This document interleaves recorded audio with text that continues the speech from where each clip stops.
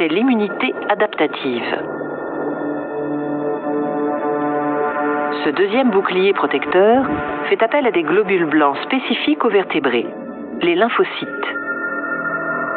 Les lymphocytes sont des cellules très spécialisées capables de s'opposer à un antigène agresseur et un seul. Il y a en principe dans notre corps autant de types de lymphocytes que de types d'antigènes.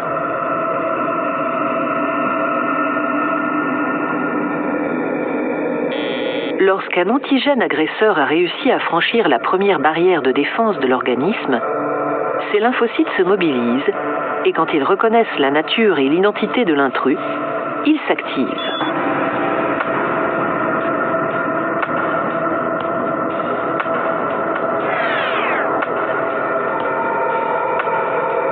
Dans le cas de la grippe, par exemple, le virus est dit endocellulaire, ce qui veut dire qu'il exerce son pouvoir infectieux en s'insérant au cœur même de la cellule. Il franchit sa membrane, pénètre à l'intérieur du cytoplasme où il se multiplie avant de se propager dans l'ensemble du corps. La cellule infectée présente alors à la surface de sa membrane des éléments identificateurs de l'antigène agresseur qui l'a contaminé. On les appelle peptides antigéniques. La cellule est à partir de ce moment-là considérée comme étrangère à l'organisme. Contre ces antigènes se logeant au cœur des cellules, la réponse de l'immunité adaptative est dite à médiation cellulaire. Tout commence lors de la réaction inflammatoire. À ce moment-là, certaines cellules immunitaires, les cellules présentatrices d'antigènes qui ont été les premières à entrer en contact avec l'antigène agresseur, captent son identité et la présentent à leur surface. Les cellules dendritiques exposent le peptide de l'antigène. Jouant un rôle de messager, ces cellules présentatrices d'antigènes, dès lors porteuses du peptide, la fiche d'identité de l'agresseur, migrent vers les ganglions lymphatiques où résident des lymphocytes T4 et T8 dormants. Elles présentent le peptide collecté aux lymphocytes spécialisés dans la réaction à l'antigène présent dans le corps et à celui-là seulement. Une fois le message transmis et le dialogue établi, le lymphocyte T4 concerné est activé. Il va devenir une véritable plaque tournante de la réaction qui va suivre. Il commence par se multiplier en un grand nombre de clones. C'est ce qu'on appelle la mitose.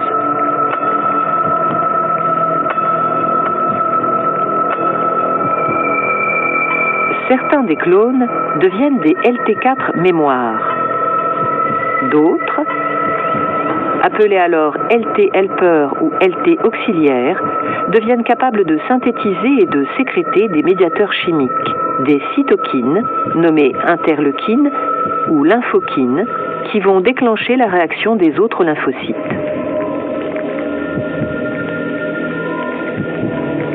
Les interleukines émises stimulent à distance d'autres lymphocytes, notamment les lymphocytes T8, déjà mis en alerte depuis leur contact avec la cellule présentatrice d'antigènes.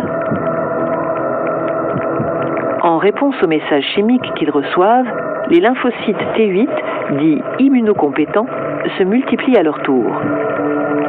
Une partie, les LT8 mémoires, sont conservées. Les autres deviennent des cellules tueuses qu'on appelle lymphocytes T cytotoxiques.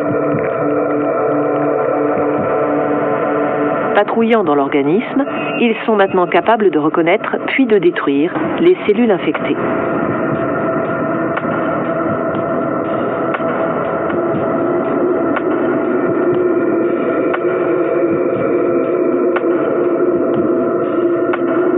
Mais d'autres agents infectieux peuvent agir en demeurant à l'extérieur des cellules. C'est le cas du tétanos et du choléra. Contre ces antigènes agresseurs nommés extracellulaires, la réponse adaptative est dite à médiation humorale. Et là, le scénario se déroule d'une toute autre manière.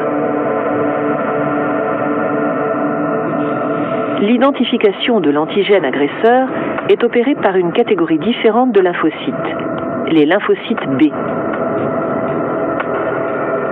Dès qu'ils ont identifié leur antigène, les lymphocytes B sont stimulés. Recevant à distance des cytokines, les messages chimiques émis par les lymphocytes T4 helper déjà en alerte, ils se multiplient par mitose. Une partie est encore une fois stockée comme LB mémoire. Les autres clones se transforment en plasmocytes anti-antigènes. Ils produisent alors des anticorps circulants, spécifiquement dirigés contre l'antigène concerné. Ces anticorps circulants sont sécrétés en grande quantité dans le plasma, à raison de 2000 à 5000 à la seconde. Dès qu'ils rencontrent l'antigène agresseur, ils se lient à lui en nombre et forment une sorte de filet qui le neutralise. Toutes les cellules mortes, ainsi que les débris cellulaires résultant de la réponse immunitaire, sont éliminés par les macrophages, les éboueurs du corps humain.